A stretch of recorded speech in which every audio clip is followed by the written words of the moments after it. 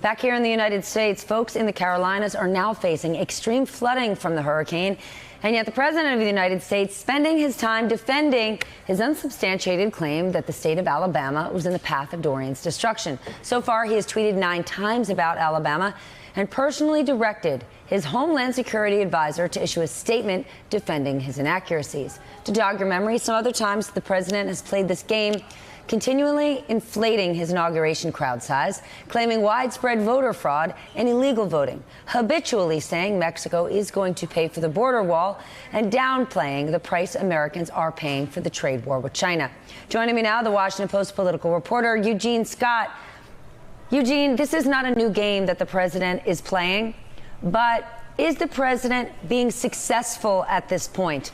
That giving the media something to focus on that has absolutely nothing to do with kitchen table issues, many of the issues that the president voted for that he hasn't delivered on? I certainly think in some ways he is. He is in a individual war primarily with the media and on something over something that perhaps doesn't affect that many Americans significantly. But there are certain members of the media who are trying to draw parallels to this situation and other situations and communicate why this is so troublesome. It's not really about the specifics of this incident anymore as much as it is about a president who is not looking at the most recent information made available to him as possible, as much as he should. Also someone who just is not willing to admit that perhaps they had the wrong information, communicated something incorrectly, and can walk back from that and say that they apologize and focus on getting Americans what they need. So where do we go from here? The president doubled, tripled down on this. It's not going away. And true Trump supporters are finding the whole thing funny. What are actual government officials, local officials in places like Alabama, what have they said about it? Well, most of them have just tried to get the correct information to their residents, regardless of what they're getting from the White House and other national sources. Most people are not looking to President Trump's Twitter feed to understand how they're supposed to respond in a hurricane or a natural disaster anyway.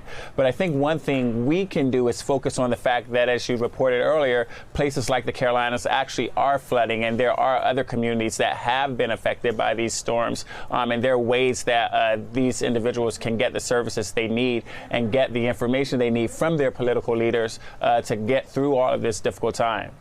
The Trump campaign now selling their own permanent markers, saying set the record straight, and they're making the claim this is just another example of the media ganging up on the president, misquoting him. But the media hasn't misquoted the president. Right. The president said it 5 days ago, and it's the president who continues to make this thing a story.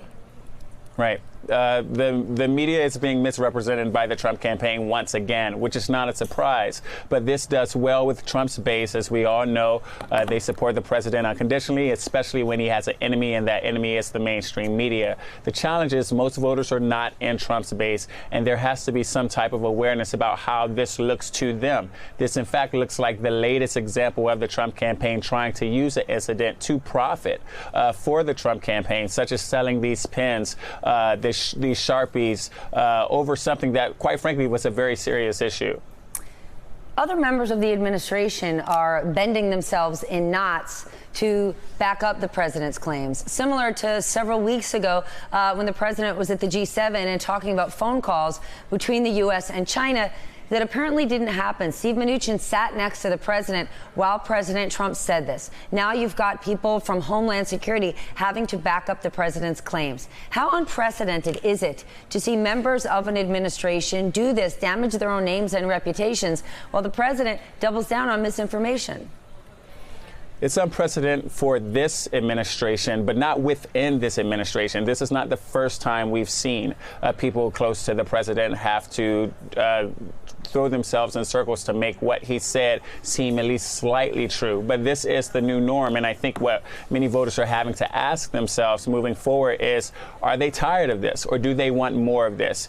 Is this the direction they want to see the country go into for 4 more years? And right now, most of the GE polls we see suggest that they don't. Hey, MSNBC fans, thanks for checking out our YouTube channel. Subscribe by clicking on that button down there and click on any of the videos here. To watch the latest interviews and highlights, you can get more MSNBC for free every day with our newsletters. Just visit msnbc.com/newsletters to sign up now.